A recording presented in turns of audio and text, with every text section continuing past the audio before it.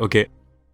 Yo, le décollage s'est bien passé, maintenant fini de voyager à travers l'espace et les galaxies, il est temps de revenir sur Terre. Bon, tu l'as compris, la fête est finie, ça fait plusieurs mois qu'on nous promet un octogone qui fait que d'être repoussé, du coup j'en fais un moi-même. Et ouais, je sais, j'oppose deux univers qui ont rien à voir entre eux, mais attends la fin de la vidéo avant de me le signaler en commentaire. Peace. Yes, en 10 épisodes, je passe d'une vidéo sur la défonce de Savietsky à une sur la force de Saitama. C'est ça spéculation si tu connaissais pas. Et si tu connaissais pas, aujourd'hui, spéculation.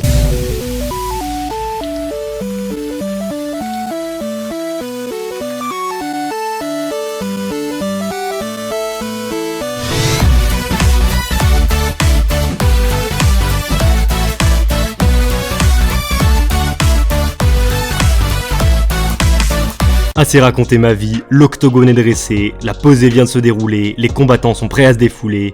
Mais bon, avant ça, comme pour ce combat je veux pas faire fausse route, avant de me lancer dans le duel, on va juste évaluer la force des deux protagonistes dans leurs univers respectifs. Ouais, juste voir, avec les visuels que j'ai des 2 saisons de One Punch Man pour Saitama et dans les films du MCU pour Hulk, la force maximale qu'affiche un coup de poing de nos deux combattants dans les scènes où on les voit à l'heure. Et c'est parti. Premier protagoniste dont on check la puissance, Saitama, et qui est le parfait monsieur tout le monde qui dit fuck à la dure vie de salaryman au Japon pour réaliser son rêve de devenir un super-héros. Particularité, prétend tirer sa force d'un entraînement qui, si je le faisais moi, me rendrait pas plus épais qu'une chips, tant que tous les coups adverses sans bouger d'un cil et finit tous ses combats par KO suite à un one-shot, et enfin est complètement éteint et dépressif du fait de sa pleine puissance. Les présentations sont faites, maintenant pour ce fight, ce qu'on recherche c'est la puissance d'un coup de poing. Saitama s'apprête donc à donner son meilleur coup dans la machine pour évaluer sa puissance. C'est parti. Pour évaluer la force de Saitama, j'ai le choix entre Saitama qui explose la tête d'un mutant géant, Saitama qui détruit un morceau de montagne et Saitama qui défonce une météorite. Je choisis la réponse C, c'est parti pour la science. La séquence c'est la suivante, t'as une météorite qui arrive à pleine vitesse sur la ville Z et t'as Saitama qui saute et qui l'explose en morceaux d'un coup de poing. Bon, pour comprendre, prenons du recul. Encore un peu de recul. Dans l'espace, y a pas que le Soleil et la Terre, y a des planètes gigantesques, leur lune, une énorme ceinture d'astéroïdes entre les orbites de Mars et de Jupiter, des cailloux géants venant de Jupiter, des résidus de structures glacées venant de Neptune. Enfin, on n'est pas tout seul quoi. Et d'ailleurs, tous ces cailloux volants sont répertoriés dans une carte avec tous les astéroïdes connus de notre système solaire, et il arrive parfois que, sur le chemin de ces astéroïdes qui errent en toute liberté dans le vide de l'espace, se trouve la Terre. Comme tu l'as compris, c'est le cas dans One Punch Man, t'as un astéroïde qui fonce sur la Terre. Et ce qu'il faut savoir, c'est que sur Terre, pour quantifier le risque d'impact et la puissance destructrice des astéroïdes, on a une échelle, comme l'échelle de Richter pour les séismes, mais c'est l'échelle de Turing pour les astéroïdes. Elle va de 0 pour aucune chance de collision, à 10 pour une collision certaine entraînant une catastrophe climatique globale, genre l'extinction des dinosaures, c'était du level 10. T'as capté, maintenant on s'intéresse à la météorite dans One Punch Man. On sait quoi sur elle? 1. Il est dit qu'elle peut réduire en poussière la ville Z tout entière, et la ville Z c'est pas Marly-Gaumont, c'est plutôt une ville de type imposante. 2. L'animé et le wiki One Punch Man nous indiquent qu'elle est située entre 6 et 9 sur l'échelle de Turing. Ainsi, sur l'échelle de tout à l'heure, on la situe dans une de ces zones, et en réalité, on peut la placer au calme ici parce que sa probabilité d'impact est de 1 vu qu'elle est en train de s'écraser et que sa taille est supérieure à 100 mètres. On est donc sur du niveau 9, à savoir collision certaine avec destruction d'une région. Un tel événement se produit tous les 1000 à 100 000 ans en moyenne. Destruction d'une région, ça colle bien avec la destruction de la ville Z décrite dans l'animé. Pas de problème, nos données sont cohérentes. À présent, on veut un chiffre. Et en voilà un. En lisant l'échelle de Turing, comme la météorite est à 9, elle a une énergie d'au moins 1 gigatonne de TNT, soit 4,184 fois 10 puissance 15 joules. Mais c'est qu'un minimum, en réalité, c'est plus. Et oui, compte tenu des dimensions de la météorite qu'on peut voir sur les images, on peut estimer sa hauteur à environ 200 mètres. Valeur qui est d'ailleurs confirmée sur le wiki One Punch Man. Maintenant, ce qu'on fait, c'est qu'on approxime cette météorite à une sphère, donc de diamètre 200 mètres. Or, une météorite a une densité de 3,3 grammes par centimètre cube, et elle arrive en moyenne sur Terre à une vitesse de 50 km par seconde. Avec toutes ces données, je peux vous dire que son énergie cinétique est de 1,57 fois 10 puissance 19 joules. Et pour info à titre comparatif, la météorite qui a détruit les dinosaures, c'était un délire de plus de 10 km de diamètre avec une énergie de l'ordre de 10 puissance 25 joules. Donc large au-dessus de ce qu'on a, normal, level 10. Bon là, ce résultat c'est une énergie et moi ce que je voudrais c'est vous donner une force. Et pour ce faire, je me suis donc documenté sur la quantité de mouvement, la physique des collisions, la physique des explosions et toutes sortes d'autres choses. Mais j'ai rien trouvé de viable et je veux pas rajouter des approximations foireuses, parce que je vous le rappelle, je fais juste des approximations, même si je fais de mon mieux, rien n'est exact. Bref, tant pis, on se contente de cette énergie, on donne pas de résultat en newton, mais de toute façon, entre toutes les grandeurs qu'on peut avoir pour un coup de poing, genre la force, la puissance, l'énergie, la pression, la force ici, elle signifierait pas grand chose.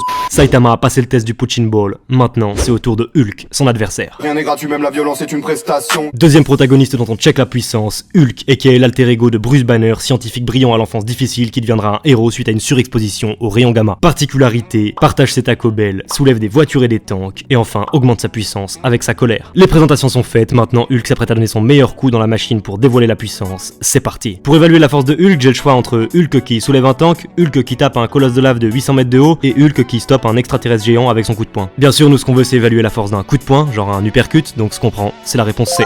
Je récapitule la séquence, on est dans Avenger, l'ère d'Ultron est un Léviathan, une espèce extraterrestre à la peau dure équipée d'une armure qui débarque de l'espace par un portail dans New York et qui fonce sur Hulk. Le Léviathan d'une masse M arrive à une vitesse V sur Hulk qui le stoppe quasi instantanément d'un coup de poing, et pour le stopper, il recule environ 7 mètres. Du coup, quelle est la puissance de ce coup de poing? Bah pour ça, faut d'abord s'intéresser à la masse M et à la vitesse V du Léviathan. Pour la masse M, j'ai trouvé un site qui donne une réponse. En fait, à partir de ce visuel où on voit le Léviathan et Iron Man, dont on connaît les dimensions, on peut trouver que le Léviathan fait 91 mètres de long, et à partir de ça, il s'agit de faire une analogie avec l'espèce animale de même morphologie la plus imposante sur Terre, à savoir la baleine bleue, à laquelle il faut rajouter une armure de métal en s'inspirant des armures médiévales et de leurs propriétés. Et après toutes ces estimations complètement foireuses, on estime que le Léviathan a une masse M de 3000 tonnes. Maintenant, il nous faut la vitesse V de l'extraterrestre, et pour ça, on se calque juste sur des scènes où le Léviathan se déplace dans New York au-dessus des voitures et entre les immeubles, et on estime ainsi sa vitesse V à 40 km/h environ, soit 11,1 mètres par seconde. On a M, on a V, on peut calculer l'énergie cinétique du Léviathan qui fonce sur Hulk. Après calcul, on trouve une énergie cinétique de 184 815 000 joules. Et maintenant la question c'est quelle force faut-il pour arrêter autant d'énergie? Et bah la distance de Hulk quand il applique cette force sur le Léviathan est de environ 7 mètres. Ainsi avec la formule du travail, notre énergie et notre déplacement, on trouve qu'il faut une force F de 26 400 000 newtons pour arrêter autant d'énergie cinétique.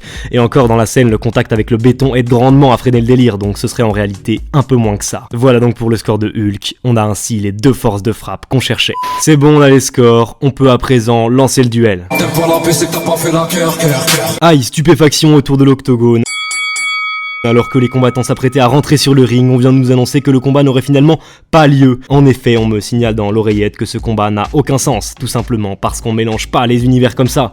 Yes, ces deux premières parties étaient juste là pour vous apprendre des choses, parce que c'est ça l'objectif de mes vidéos. Donc ouais, dans Spéculation, appliquer la physique de notre monde à un univers fictif pour voir ce que ça donne, ok. L'appliquer pour comparer des univers assez proches comme celui de Marvel et de DC, ok. Mais comparer deux univers qui n'ont rien à voir entre eux, ça par contre, non.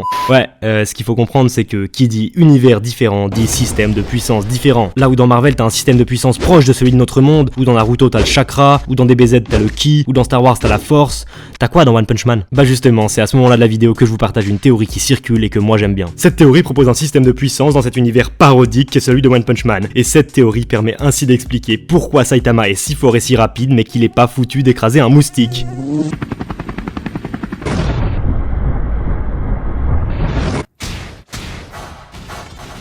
En gros, d'après la théorie, le système de puissance dans One Punch Man, ce serait la volonté. Tout est une question de volonté, tout est une question de volonté. Ouais, la volonté, genre Saitama, s'il est devenu le héros le plus fort qui one-shot tout, c'est pas à cause d'un entraînement physique complètement claqué. La vraie raison, elle est liée à sa volonté, c'est juste qu'il est devenu ce qu'il a toujours voulu être au plus profond de lui-même. You look just like a villain from this kid's cartoon I used to watch. When I was a little boy, I wanted to be a hero. Not some damn businessman, but a superhero who could send rotten villains like you flying with one punch. Yes, il voulait devenir le plus grand héros qui combat le mal en un coup de poing, il l'est devenu. Et d'ailleurs, ce système de puissance, il est vérifié pour la plupart des personnages de l'anime. Genre épisode 1, saison 1. I ate too much crab and turned into this crablante. You should be crapping in your pants right now. T'as un mec qui adore les crabes, qui devient un monstre. Et qui devient l'homme crabe. Sinon, épisode 1, saison 2 cette fois.